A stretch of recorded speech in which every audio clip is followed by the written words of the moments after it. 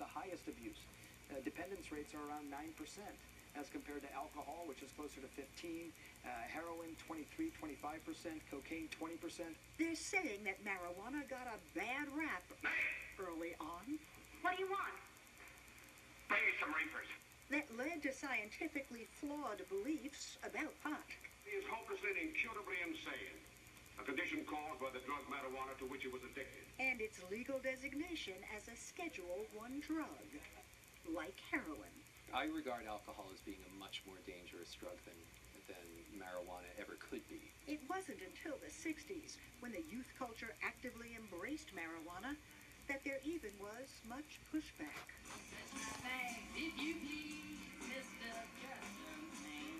But even as weed was finding mainstream acceptance, and not only... Apollo, your boss, I'm asking you to help. What the fuck did I just do? As part of the massive war on drugs. March 1973, Richard Nixon authorized the formation of a new law enforcement super agency to fight drugs, the Drug Enforcement Administration. In the words of the New York Times editorial board, it's been more than 40 years since Congress passed the current ban on marijuana, inflicting great harm on society just to prohibit a substance far less dangerous than alcohol. The federal government declared the Times unequivocally should repeal the ban on marijuana and leave decisions on how to handle it to the states. States like Washington and Colorado, where recreational pot is now legal and regulated much like alcohol, or states where it's been largely decriminalized or allowed for medicinal use, or put to the public in referendum. Look at that throne of freedom! You'll tell your grandchildren you were here! And if the legalization trend continues, if the federal ban's reversed and the states do follow Colorado's lead, our grandchildren may actually be shocked to learn that pot was ever treated as a serious, dangerous drug for which millions of Americans, disproportionately black Americans, were locked up. What about this softening attitude toward the use of marijuana? A good idea or a dangerous mistake?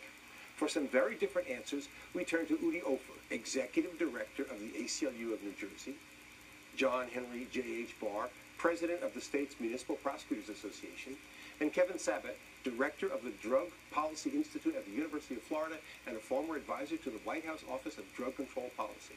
Welcome to all of you. Thank you. Thank you. Kevin, I think the proper way to start is with you. If we have a sea change in popular perspective about this, including polls that show non-marijuana users have changed their attitudes, what do you attribute it to? Is it false consciousness, or people being misled in some way?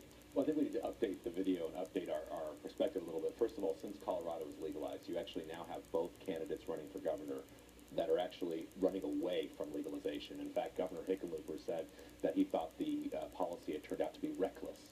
We have 17% plummeting decline in support for legalization in Colorado, that according to a poll that just came out. Nationwide, actually, the most recent Public Policy Institute of Religion poll showed actually a reduction.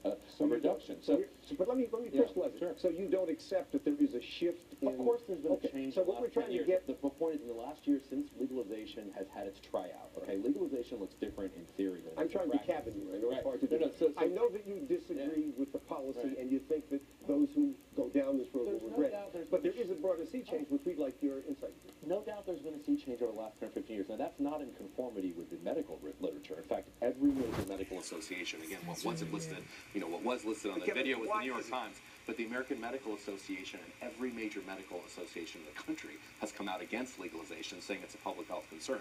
And I think there's just been a huge disconnect between the public's perception of marijuana as a harmful or harmless drug and the scientific literature. Now, you're asking why. I think one of the reasons why is that today's weed is not your Woodstock weed. Okay, this is much stronger than it was 30 years ago, and a lot of people are basing their perspective on the Woodstock days of the 60s. Kevin, let's get back to that, but let me ask you, Udi, since, in fact, popular opinion clearly is still on the side of legalization, and yet we have a president who is not willing to make the move to take it off of Schedule I, where it sits with heroin and as more dangerous than methamphetamine. I mean, that's something that's sometimes hard to ponder whether you're pro-marijuana or you're anti. Where are we going with this if, in fact, you've got a reluctance, a foot-dragging on the part of politicians, perhaps, even though the public may say yes? Sure. Well, what we're seeing is that the status quo has been disastrous, while at the same time there are clear, smarter, and better alternatives. By making marijuana legal for adults 21 or older, we will be creating a controlled system. And nobody's calling for anything other than that. Right, 21 or older, and that's very important, that will create a controlled system that will be able to restrict marijuana access and sales. It will free up law enforcement time to focus on violent crimes, and it will stop turning otherwise law-abiding adults into criminals. Here in New Jersey alone, we make more than 21,000 arrests a year for marijuana. That's more than 21,000 arrests a year for an activity that the last 22 years of U.S. presidents have admitted to engaging in. And the difference between black arrests and white Well, arrests? not all communities are treated alike. Black New Jerseyans are close to 3 times more likely to be arrested for marijuana than white New Jerseyans, even though study after study shows that whites and blacks use marijuana at a comparable rate.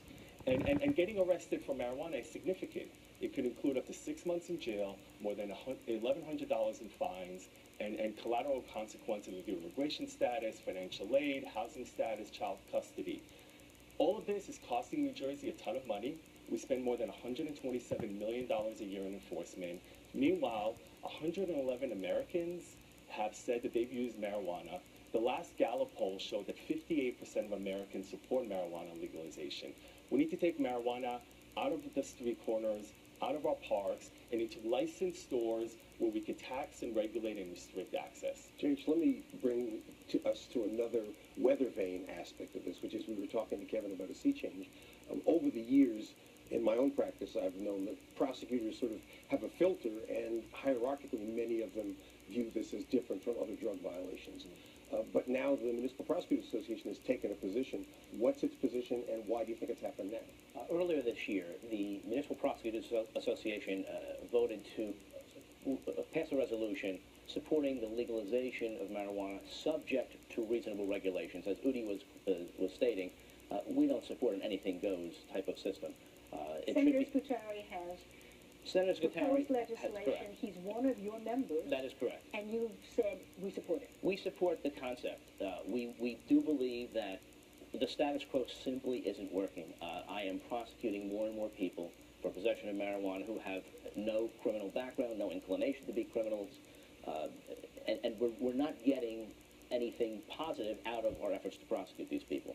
Therefore, we support taking a different approach. Was there a massive debate and large dissent, or did this reflect a consensus of the association? There was not a great debate. I broached the issue at a meeting at the beginning of the year because I had just come off of a lengthy, hotly contested suppression hearing, motion hearing, in my municipal court, in one of my 2 municipal courts. And I realized after hearing where you try to get the judge to throw evidence out because there's a claim of a constitutional violation. Correct. The police retrieved a marijuana joint without a warrant, and it led to an ongoing multi-day hearing. I had to bring police officers off the road where they could have been patrolling. I had to schedule extra court sessions. I had to spend a lot of time and money. I had to write a brief, and at the end of the day, even though the judge agreed with me, it was one joint that this 22-year-old woman had in her car, and I thought to myself, this is nuts. So I brought it to the association, and the other prosecutors. Your analysis was resource-driven. It was primarily resource-driven, but it's also fundamentally realizing, based on my experience, not just as a municipal prosecutor, but as an EMT. I've been an EMT for 12 years. It's simply not the danger that we've been told it is, and we're not getting the results we need to get. Kevin, come on in. There are so many ways to change. I agree that with a lot of what was said in terms of the current status quo being unsustainable, and it's certainly that one experience you had, I think, is unconscionable. But the issue is we can make those changes in our laws in terms of removing criminal penalties. We can make sure that you don't get discriminated against for immigration or employment if you have marijuana. We can do all of those things without going to this extreme policy of essentially creating decriminalization. Well, a version of it, yeah. Instead of creating what we're creating in Colorado and Washington, was essentially is the next big tobacco. We now have a massive corporate interest whose interest it is to increase addiction with these marijuana gummy bears, these cookies, these candies. They are no doubt marketing to kids. I'm glad you haven't seen any as an EMT kids going, but in Colorado, dozens of kids a month are going to the emergency room because of acute marijuana intoxication, because they're getting their hands on these marijuana candies that look like Hershey bars that say, well, they're supposed to be split from 15 people, and they're eating the whole thing like any of us would with candy bars. It's like an actor from Peeper Remove Madness. criminal penalties for low-level amounts. Don't stick them into that kind of system. Make sure there are warnings and fines where you don't have to go to see a judge. Make sure you don't have you have sealed records or no records, so that when you apply for a job, you don't have to answer the question, were you arrested or do you have a criminal record? Yes, you can actually answer no. You're able to do these things in a way that still deters use, because you still want to have a societal imprimatur that this is illegal, but at the same time doesn't go overboard. And I admit we have gone overboard in many cases. Certainly your case, JH, illustrates that. Let's not go overboard. But the answer to that, and see, the reason, by the way, these polls, let me just say one more thing about these polls. These polls are not tapping into sentiment among people who really want to smoke dope. Most people don't smoke marijuana, yet they're saying they want to legalize. They are tapping into the sentiment that JH and his association are tapping into, which is, we don't like the current sustainable system, we want something else. The issue is that other thing that all those polls show is that the vast majority of Americans believe that alcohol is more harmful than marijuana. Big deal. Well, big deal. We live in a country where alcohol is absolutely legal for people over 21. Has had a history of 5,000 years of mainstream Western culture. Oh, I don't God, think anybody shut him around this up. table or anyone in the state would say that alcohol legalization has been a positive public health policy. Oh my God.